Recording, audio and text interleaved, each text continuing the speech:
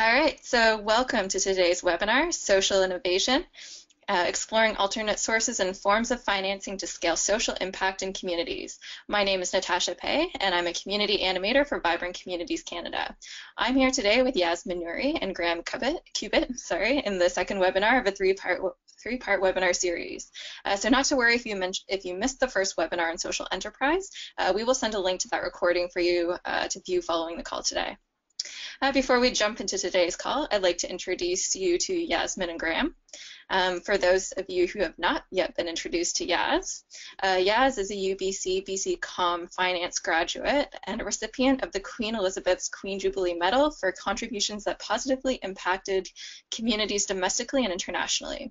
She's originally from Tehran, raised in Vancouver, and has worked in Iran, the UK, China, Malawi, Pakistan, and Canada in diverse sectors including post-secondary education, international trade, international development, social entrepreneurship, impact investing, credit unions, nonprofits, management consulting, and government organizations. Yasmin currently serves as the Community Wealth Board of on the Community Wealth Board of Operations for Homes, as well as helping the Hamilton Community Foundation with their pilot impact measurement project. She teaches various courses related to social impact through Social Enterprise Institute, such as how to use systems thinking to solve social problems, how to use storytelling to connect to stakeholders, and tips and tools for building local and global impact communities. And Yaz is joined here today with Graham Cubitt. Graham is the Director of Projects and Development at Inwell, a Hamilton-based Christian charity that creates affordable housing for communities that supports people seeking health, wellness, and belonging. Graham has overseen development of housing for over 430 households, with another 150 planning in construction. Inwell's approach to affordable housing focuses on creating vibrant, livable communities, often through adaptive reuse of existing but derelict buildings or by new construction. Inwell has adopted passive housing design strategies for its current 3 projects, taking the lead role in demonstrating the economic and environmental benefits of low-energy buildings. These projects have mobilized significant capital resources from a wide range of sources, including government programs, community foundations, and private lenders with social impact motivations. These results are proving that high-value, cost-effective, affordable housing is possible when a community works together for long-term benefits. So when he's not working on affordable housing, Graham and his wife Emma helped to lead the Mustard Seed Co-op, Hamilton's community-owned grocery store, and were recently honored as Hamilton's Environmentalists of the Year. Their dream is to realize a world where everyone can flourish. So welcome, Graham and Yasmin, and thank you for joining us on today's broadcast. I will hand it over to you now. Perfect. Thank you, Natasha.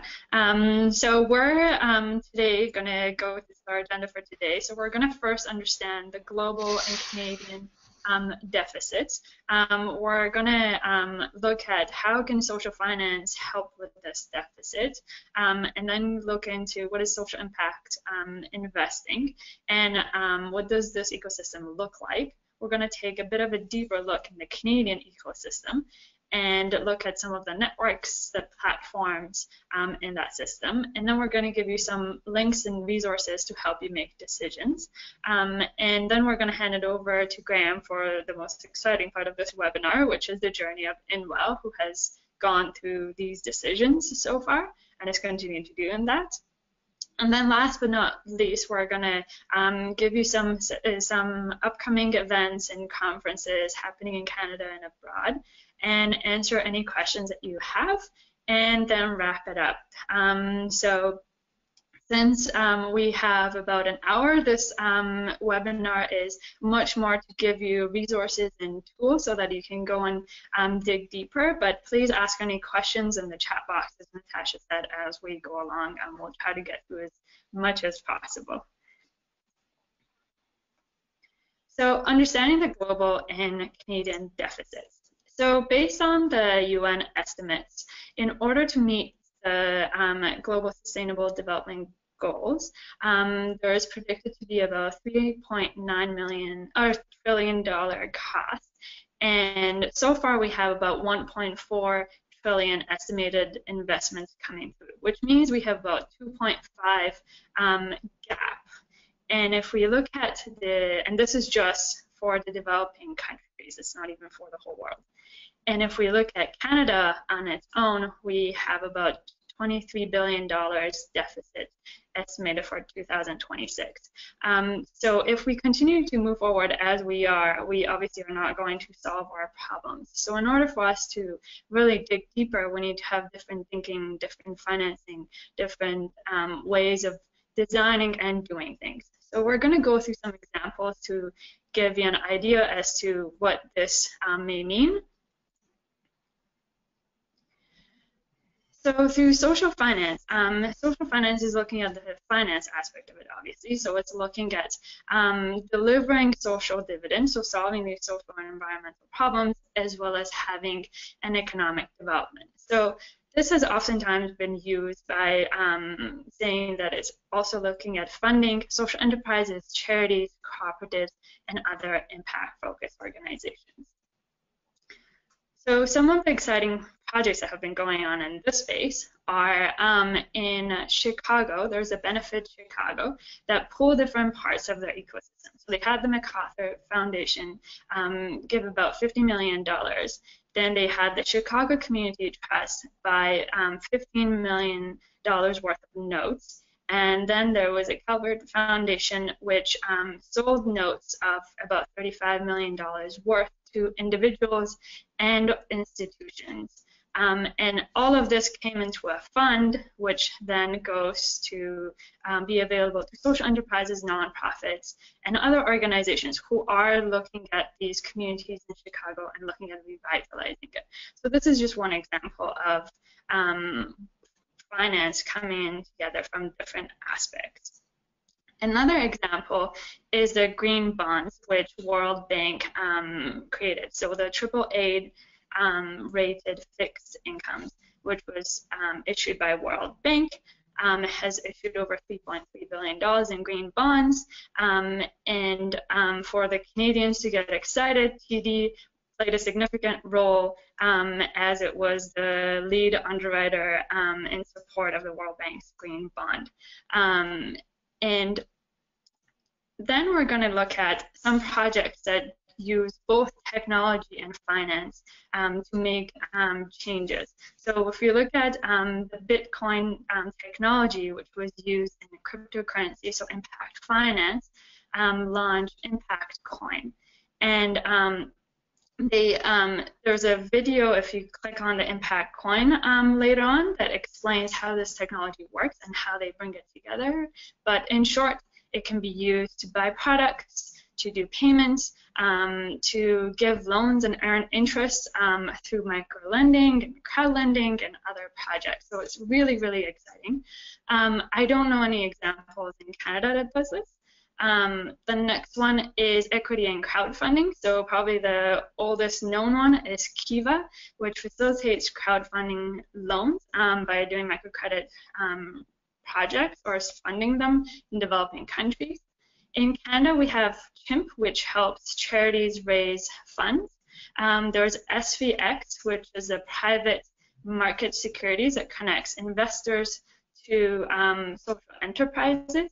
And then there's other organizations such as FrontFunder and Seedups that help startups and small, medium-sized enterprises raise capital and lending. And then if you click on the etc. later on, and we'll send these links, you can look at the whole directory of crowdfunding organizations in Canada. And last but not least, there's a peer-to-peer lending, which social finance was the leader in the social impact part, which through the work that they did, they refinanced more than $500 billion in student loans for more than 550 universities. So it's really exciting to see some of the work that's been going on in this space. And so now you may be wondering, now that I'm excited about these projects, what does this ecosystem look like? So if we look at the impact investing, it kind of sits in between the very, very traditional business lending as on one side, and then on the other side, on the right-hand side, the operational traditional charities. So, and I apologize if this is too tiny to see on the presentation. We will send this later. But if we look at on the donation side, basically in the traditional sense of things, the money was going in, and you're giving it away. In the investment side, it's much more finance focused. And impact investment kind of sits in the middle. So depending on what is the project and what is the risk, you could be making close to market rates if you're doing indirect investing, or if you're doing direct investing, can be anywhere from flat to market rates. And so if we look at the ecosystem, there's all types of organizations. From on the supply side, there's everything from governments to social enterprises to high net worth individuals who want to invest in this space. And on the demand side, there's people who are, or organizations who are delivering these services. So from foundations to governments, etc. And then the forms of finance that are happening are kind of the ones in the middle here, which can be loans, equity, grants. Now, if we look at if we compare the global impact investment markets to the Canadian ones, we see that in the global sense, there's a bit more on the public side of things, as opposed to the Canadian one, which is a bit more private. And also in the Canadian one,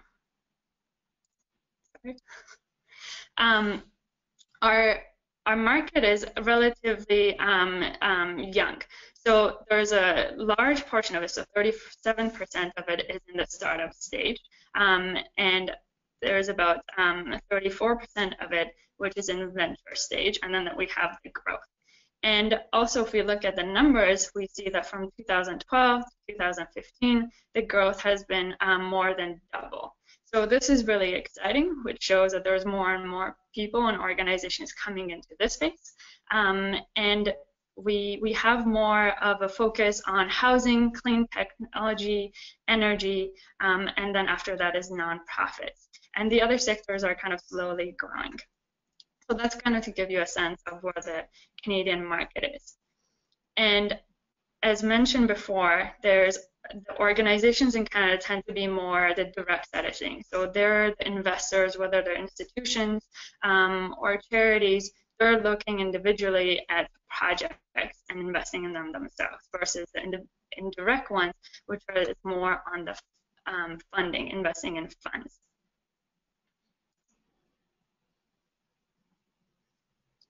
So now that you kind of have a sense of the ecosystem, we're going to highlight some of the players in the Canadian ecosystem. So these include foundations. So the foundations traditionally put most of their money in the banks, and then they take the 3.5% in Canada or close to 5% in the US, and they give those as grants. So in the impact investing, they're taking a chunk of that money from the bank out and investing in impact themselves. So, for example, InSpirit is 100% impact investing currently. Hamilton Community Foundation is planning on being 20% impact investing by 2020, and there's various other ones that are following the steps of these leaders. On the bank side, RBC, which is a traditional bank, has impact investment portfolio. Vancity Community Impact Investment Bank is actually a credit union that opened up an investment bank to focus on impact investing. On the credit union cooperative side, there are ones that do the traditional credit union projects and then have impact investment portfolios, or there's ones such as CIC who only focus on this space. And then there's a flurry of various other funds and investment programs that either that focus on different areas, such as Aboriginal projects.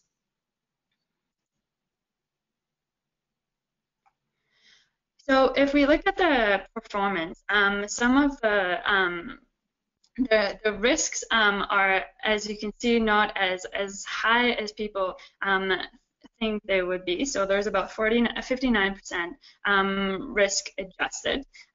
There's 25% are only 25% are below market rates, or sorry, 20.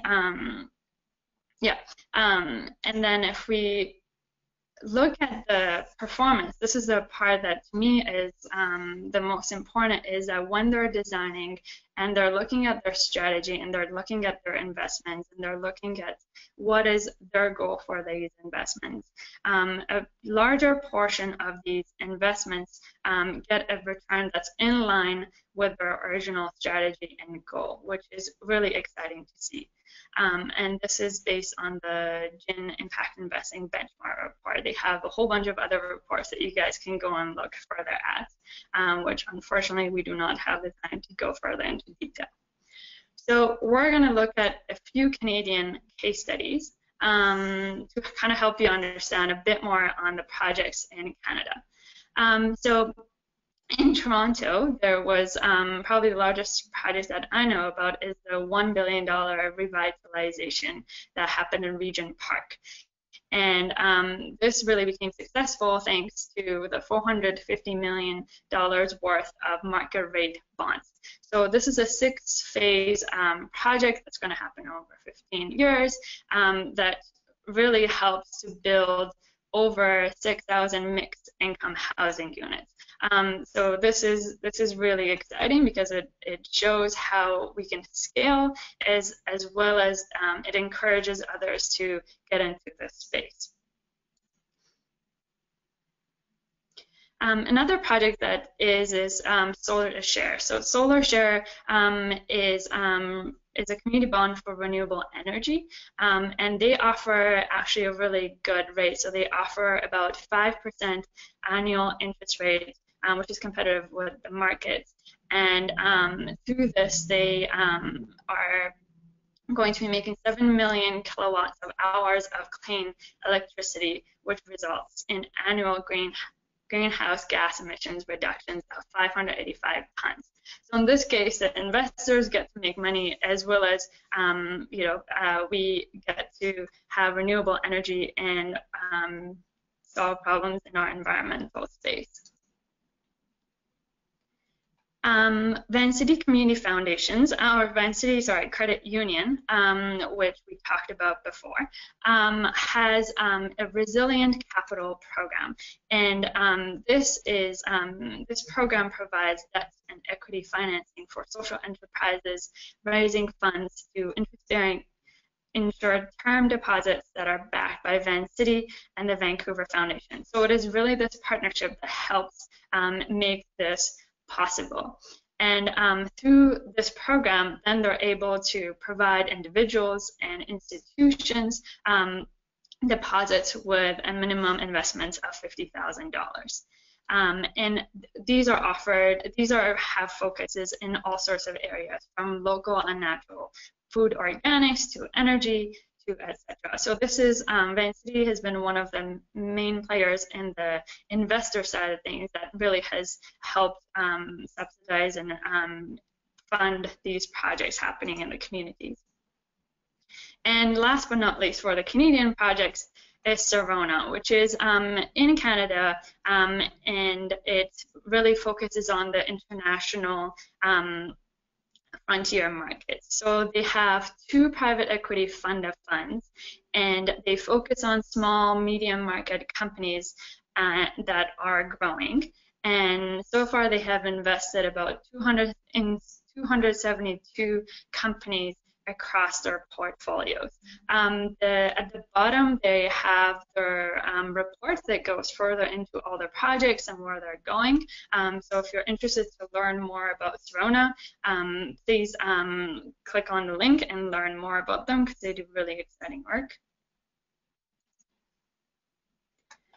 So now that you're excited by the Canadian projects in addition to the global projects, we're going to kind of give you some links and tools and places to go to continue your search. So if you're interested in more the Canadian space, as mentioned before, the Mars SVX is the first registered with the Ontario Securities Commission, the first platform in North America that connects really the ventures and the funders together.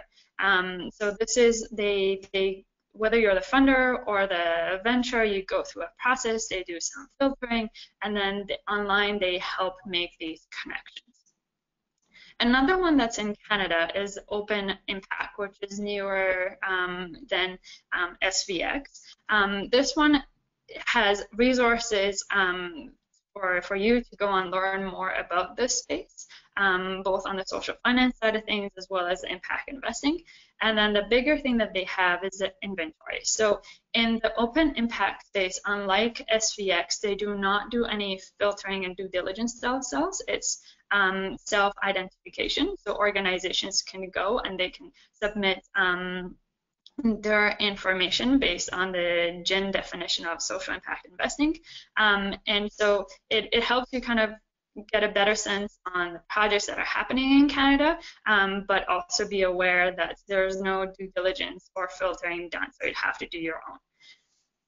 On the global scale, there is the impact base, which is currently offered by GIN for free, which is an online database of impact investment funds and products. There's a social stock exchange, which is based out of London, which is the first regulated exchange dedicated to business and investors seeking to achieve positive social and environmental impact through their activities. The exciting thing about this is that the size of projects are everything from small to really large. And last but not least is GIN, or the Global Impact Investment Network, which I think I've mentioned a few times so far. They're fantastic at sharing knowledge, tools, trainings, news, and events. So I highly suggest that you go and check out all these resources. And so now that we have these, you may be wondering, what is the right decision for you in the financing? And I'd like to declare that I'm not here to give any right or wrong answers, but simply to give you some tools and to give you some suggestions that may help you with your journey.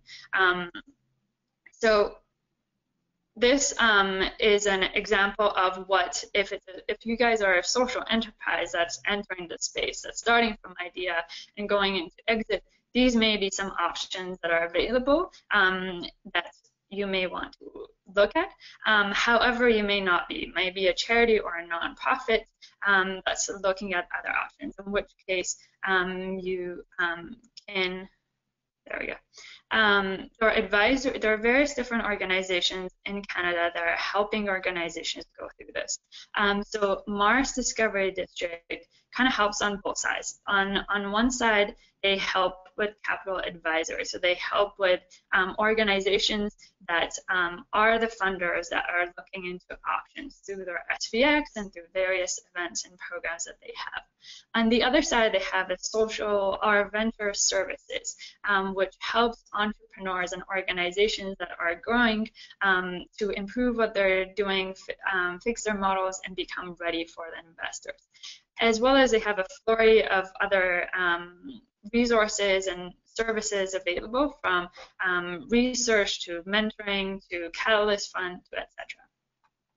Second, we have Purpose Capital, and Purpose Capital is much more focused on the investor or the funder side. So they help high net worth individuals as well as organizations build their impact investment strategy.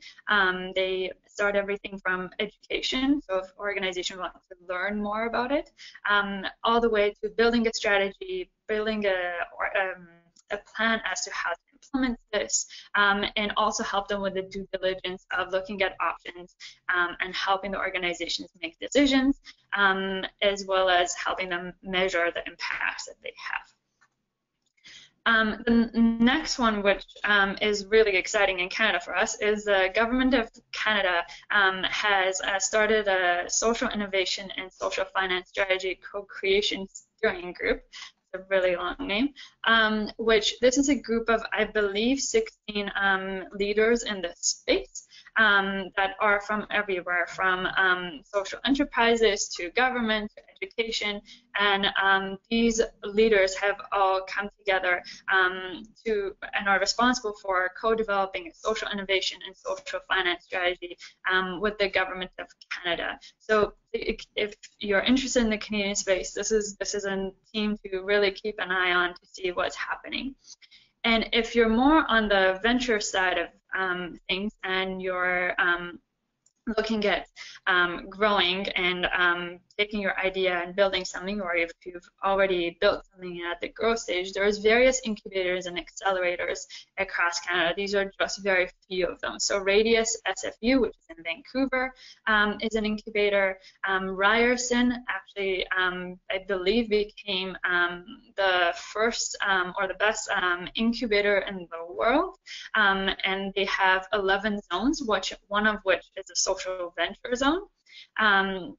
There's Common Good Solutions, Impact Incubator, which is out of Halifax, and there's a flurry of other ones. If you guys had the chance to look at our first webinar, we listed various other resources for social enterprises, both to get started, to get registered, as well as various different links for you to get seed funding if that's the stage that you're at and you're looking at. So if you missed that webinar, Natasha will share the link with you so that you can go back and look at the recording. So these are some of the suggestions that we've had so far. Obviously, every single person's journey is going to be different, so we're hoping that these tools help you in some shape or form. But to give you a better sense, we're going to hand it over to Graham as he has kind of walked through this journey so far, and he's going to tell you what they have done and off to you. Great. Well, thanks very much, Yaz, for that very thorough overview, and just really appreciate the opportunity to join with you and everyone on this webinar. Just to give a bit of an introduction, or I guess a case study into how Indwell has used impact investing. Maybe the next slide, please, and the next one. Indwell's Christian charity, this is our mission statement, that creates affordable housing communities that support people seeking health, wellness, and belonging. We were founded in the mid-1970s as a response to deinstitutionalization in Ontario, when a lot of psychiatric hospitals and other types of care facilities were being shut down with the good motivation to move people into the community. Unfortunately, at the time, there wasn't much of a strategy around how to create supportive housing within the community outside of hospitals, so homelessness was becoming a problem, and our organization started at that time. Next slide, please. There's a quick shot there of a number of our programs. Back in the 70s, we took over a couple old houses, and over the years we've expanded. And really, after about 25 years of doing the same thing really well, but not necessarily in a way that was evolving with the times or with the market or with people's needs, about 15 years ago we realized we needed to do more than just have small group homes. Since 2000, we've changed our business model, changed our approach to housing, and really taken a different view of how to be a part of a community, a broader community strategy to create affordable housing and particularly deliver supports. Each context, each community we're in drives the evolution of both our program model as well as our financial models. So as you can see from this picture, which is a number of our facilities, there's not uniformity in what a building looks like or what a program model looks like. Very quickly, in terms of the program model, we are typically supporting people who are living with a disability, whether it's a mental illness or a physical disability, and each program provides a different type of accommodation, ranging from sort of a group home style, single person room with shared facilities through independent apartment buildings where people have their own home in a typical apartment building. The majority of the 440 or so households that we support do live in their own full apartments. Next slide, please.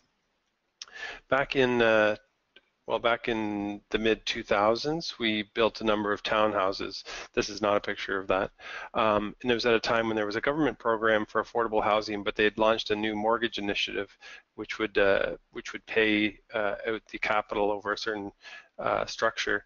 Unfortunately, it was very poorly organized, and so we got halfway through construction and realized that the money wasn't going to show up from that program and enable us to finish construction. So we started going to our supporting community.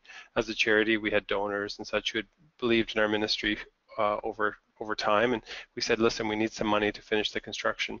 We were able to finish those buildings and open them.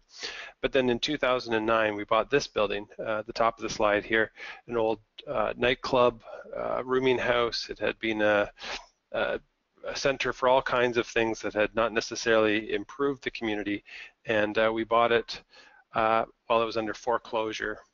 There was 3 or 4 private mortgages on the property, mostly involved with some levels of organized crime, and it was being contested by a number of owners. Anyway, we were able to purchase the building with the strategy of revitalizing it and creating new affordable housing, but in order to secure the property, we had to find the money.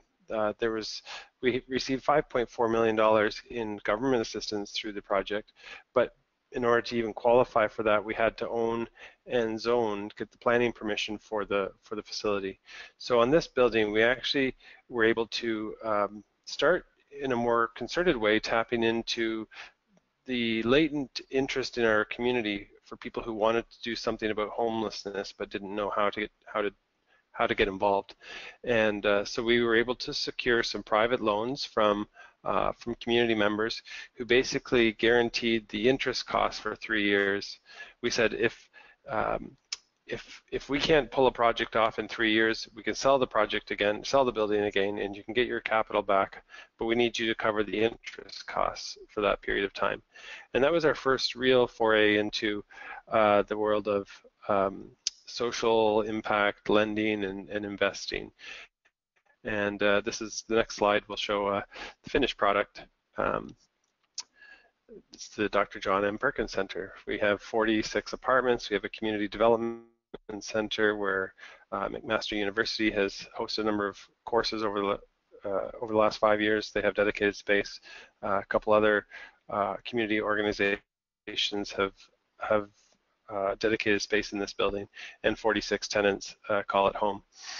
As I mentioned, it was a combination of these loan interest donations or loans, I guess, where they donated the interest, and government grants. Next slide, I think, is a picture of inside one of these apartments, and they're really amazing places. The next slide shows another building which we recently completed in Hamilton. Basically, I'll just run through a number of pictures of projects that we've done and describe how we use social impact lending to be able to take on each of these projects. This is again in Hamilton, Ontario, where we're based. The building is a new construction 6-story apartment building with 47 apartments, 1 and 2 bedrooms. This was the first time we were able to start working with a community foundation, in this case the Hamilton Community Foundation, for financing. We were able to buy the property, put it through the planning process, and apply for some federal, provincial affordable housing grants. They're grants, but technically actually they are 20-year, or in this case a 40-year forgivable loan.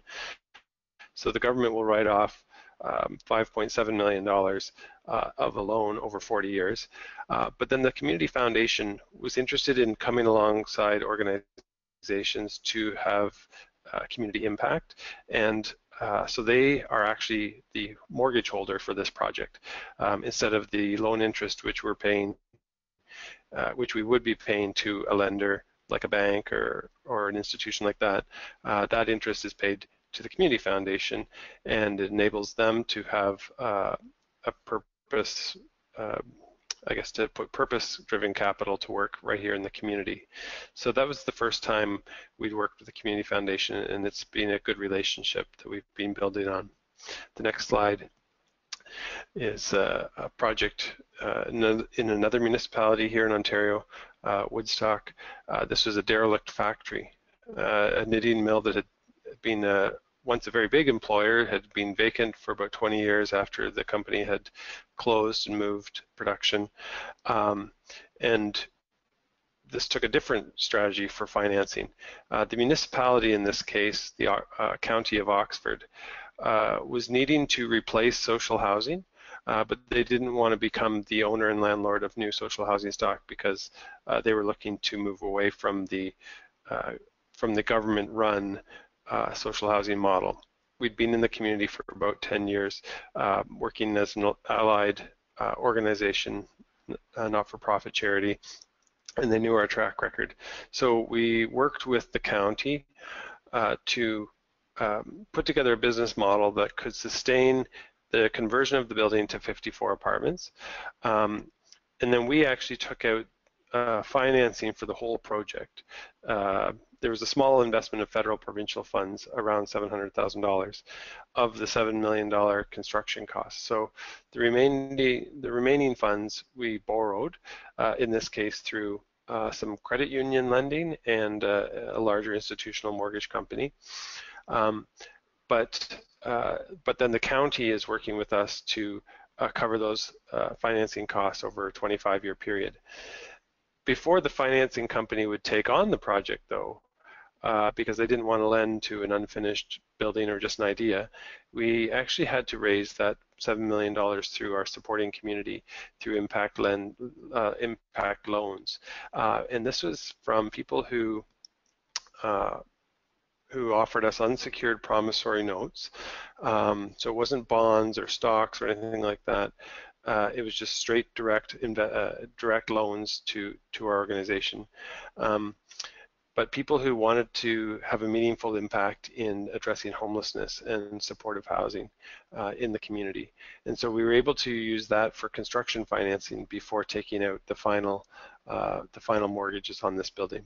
The next slide, I think, has a couple photos of some of the interior end results, where we were able to create a very light-filled open atrium space through the center of the building, some amazing one-bedroom apartments, and also starting to address in a new way for our organization energy efficiency with some high-efficiency heat pump technologies here. Next slide is a picture of a project we're just starting right now in East Hamilton, again working with the Hamilton Community Foundation. This is going to be a conversion of another nightclub, rooming house complex, very poor condition, but the Community Foundation came on board very early in this discussion and said, how can we continue to work on housing needs, affordable housing needs in the city? And because they came on and were able to actually finance our purchase of the property, we were then able to qualify for $5.5 million in federal provincial affordable housing grants, again, those long-term loans technically, and that also brought confidence to a range of impact lenders who have then put up around $2 million of additional funding to go towards the project. With all of that coming on board, additional donors came to the table and have put towards the project about another $5 million. Now that is not all for this construction of this particular building, but the site is large enough that we can actually create another complex on the site, and so some of that additional donations will go towards the new construction. The next slide, I believe, is a picture of or a rendering, I guess, of the building once it will be completed. 57 apartments there with ground floor commercial spaces and a community food center. The next slide is I think the final example I have here. It's a unique partnership that for us is the first time working with another organization who's actually the lead proponent. There's a church in Hamilton that had a property. They were going to build a new church, but it's just a single-purpose church and kind of community center complex. But they were recognizing a very high need for affordable housing in their community and took the drawings back to the drawing board, and working with us have added 45 apartments to the complex. This is a project that's being led by a church community, so they were going to fundraise a significant amount of money for that project already. Adding the housing and addressing some clear civic priorities meant that they were able to, that the whole project was able to compete for and win an RFP, a request for proposals, for some federal provincial funding. And $6.3 million has been directed to this project from one of those programs to guarantee the long-term affordability of the units. It covers around 75% of the cost of the housing portion only. The remaining 25% is being fundraised by the church, and as they fundraise for the rest of their building. So it's another way where we've been working to try to align the interests of people in the community who are seeking to create solutions, and then being able to work with those different parties to find long-term stable financing options that can make new affordable housing possible. I think on this type of partnership, what we're going to see is that there's a combination of folks who want to make outright charitable donations, but then there is, because the overall project is fairly costly, it's about $17 million in total. There will be probably a gap of $3 or $4 million that we will finance through, again, impact lenders, people who are looking to achieve the social purpose with their loans, but it can't just donate to the project. The next slide is, let me just see here, is a quick shot of a project which we just finished, actually. Another adaptive reuse of an old building into a converted new building, and it was actually a rooming house before and is now 39 apartments. Next slide is my name. My name's Graham Cuba. I'm the Director of Projects and Development at Indwell. And I think that for us as an organization, what we've realized is that, Jazz was pointing out, on all those different fronts, there's people who are looking to achieve something more than just making returns on their investment. And for us, a big part of our success as an organization in growing very rapidly has been finding ways to identify what people's interests are in creating impact, and how we align our capabilities and goals with theirs in order to achieve that impact. There is not really a shortage of money in the community. It's a matter of where it's deployed and how it's distributed. And while there's many different models of redistribution, one of the ways that we've been able to use successfully is finding people of common values, whether it's faith-based or otherwise, and saying, how can we achieve how can we achieve results from common purpose? And working with the community foundations, working with individual donors, or people who had been donors and became lenders, or working now on looking at different ways to perhaps align with some of the banks or the credit unions who are trying to achieve green results, whether through energy efficiency or what have you. We're really trying to work, make our programs and make our projects align with many different priorities from across the community, so that we can be a catalyst for many people to achieve the impacts that they're looking for. One of the things we realized working with the Community Foundation is it's actually fairly difficult to find viable businesses or viable business models in the community for clear social impact. There's lots of opportunities to invest in things, but the clear social impacts, the clear civic outputs that we're able to deliver with affordable housing was something which attracted the community foundations, and I think that we have some real potential to keep building on that. Just on a very technical level, how to structure these arrangements, these relationships is an ongoing conversation. We've had conversations with Mars and other places like that Yaz mentioned, and sometimes what we have to offer didn't necessarily fit different other organizations' regulatory requirements or the scalability or what have you. But again, working through many parts of those conversations to hopefully keep building this type of opportunity for communities across the country and indeed potentially around the world to use what we've done to help their communities. So I think that's the end of my case study, and back to you, Yaz.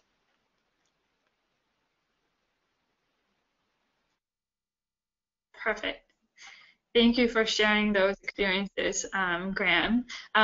If you guys are interested to learn more or connect more with organizations that are both on the funding side as well as organizations that are working in this space, there is a list of various different events that are coming up from Tamarack's Cities of Future event coming up end of September in Vancouver, all across the country. So again, we will be sending these presentations afterwards to you guys, so you can click on these links and register for whichever ones that you like. And also, because there's a flurry of really distinguished and experienced people on the line, if there's other tools, products, platforms, resources that you guys have used that you think would be really useful for us to share with the larger group that's both on the call now as well as signed up but didn't get the chance to talk now, if you can send those to me in the next 24 hours, I will make sure that we have them in our list of resources to send out to the group afterwards.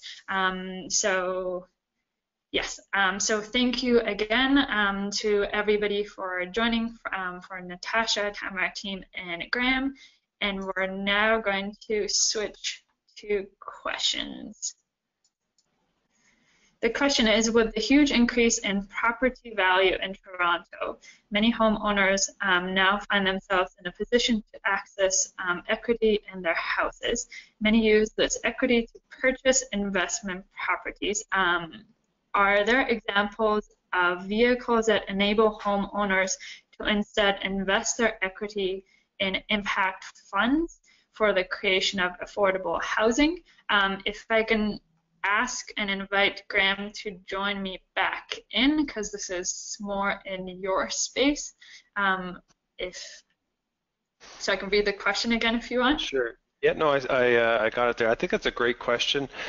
We've actually seen quite a number of people who have sold property and who are working with us now to create affordable housing. It's true. There's a huge equity that's being realized for some people in the real estate market in Southern Ontario. The one factor that people always have to wrestle with is if you invest in property, you will make more money than investing with us. We pay sort of 3.5% to 5% interest rates, and the housing market in Southern Ontario has been doing 3 or 4 times that. So it is a compromise, or people have to make a choice about what they actually want to achieve with that investment of equity. Because affordable housing is by definition cheaper than market housing, it doesn't have the potential returns that a typical real estate investment would, and so there is a difference in expectation about what the returns would be.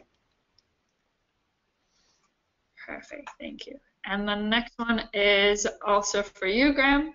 And the question is, are some people that were living in the rooming houses able to move into some of the new apartments? Yes, that's a great question. Because our goal is not really about displacement and changing the market for increasing the cost of the housing, we were able to find housing for everyone who'd been living in those those buildings that we'd taken over. Some moved into other of our apartments, others moved into other community-based apartments and just in the rental market, but we were able to find suitable housing for everyone. It was a lot of work, but we were able to do that. And then once some of those programs reopen, people are on our waiting list to come back into those apartments. Perfect. And the next question is, to get into housing development work, what kind of capital or pool of money do you need to have already in order to attract other investors, as well as have the ability to choose partners? How did you raise enough money to get this started? As you can see, this kind of development is not as common on the East Coast. How to raise the equity in the first place is a huge problem. It really, in our case, it started with values alignment. The very first building where one of our donors, one of our supporting community members, took a second mortgage on a building that we bought. And that allowed us to go from owning like one 7-bed group home to owning a 40-unit apartment building. The bank wouldn't guarantee they wouldn't give a mortgage, the second mortgage, because the rental rates were too low to be a good good investment for the bank. That investor who gave us that mortgage eventually forgave that loan. It was about $600,000, which was a major catalyst for us as an organization to start having a certain amount of equity to then be able to tackle the next project. We function very similarly to most developers who don't use 100% of their own money. They use loans, they use lending of all sorts. But I think one of the biggest things that an organization or a group of people would need to do to catalyze the investment in creating affordable housing is to deal with credibility. We talk about 4 kinds of capital, really. It's not just, we call it SHIP capital, S-H-I-P, social, human, intellectual, and physical. Physical capital would be like the money side of things. It's kind of the last thing you actually need. You need to have social capital. You need to have the relationships, the credibility to go into the community and to, with integrity, speak about what the values are that you're trying to achieve, what the goals are, and to attract people of like vision to that. You need to have the right team, the human capital. We have a great organization. Even though we're a relatively small charity, we have a development team of 4 people now who's been able to build the experience and the capacity to know how to do these kind of projects. I think that building up that experience is an important part of any organization who wants to get into developing affordable housing. It's difficult to always pay consultants for everything, and you need to actually develop the local in-house knowledge to be able to work through these things. The intellectual capacity, again, so the technical expertise, who you surround yourself with, those are very important things as part of finding the right resources. And then the physical, you have to find the money. But the money will always, our experience is the money follows the vision and follows the confidence that people have in being able to achieve the outcomes. And we've been able to now attract over about $25 million in individual loans or loans from individuals who want to be a part of what our organization is achieving. So it's a complicated question. Maybe give me a call directly about that if you want to have more detailed discussion. Thank you very much, Graham. And unfortunately, we do not have time for any more questions, but if you've already sent questions, we will try to answer them in our follow-up emails, or please contact myself or Graham or Natasha for any further questions, comments, suggestions. We would very much appreciate it. So thank you to everybody for joining, and I think Natasha is going to come back on. Thanks, Shaz. Thanks, Natasha.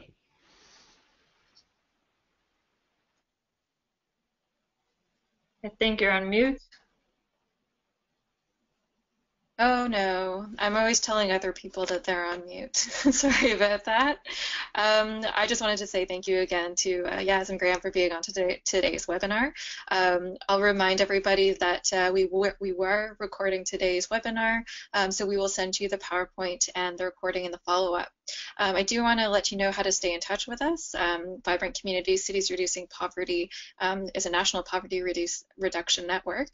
You can receive the latest thinking, news, and tools from around the community by subscribing to our bi-monthly newsletter, Cities Connect, or you can visit the online learning community for poverty reduction practitioners at www.vibrantcanada.ca. And on the next slide, you'll see that if you enjoyed today's webinar, this is the second in a third-part series.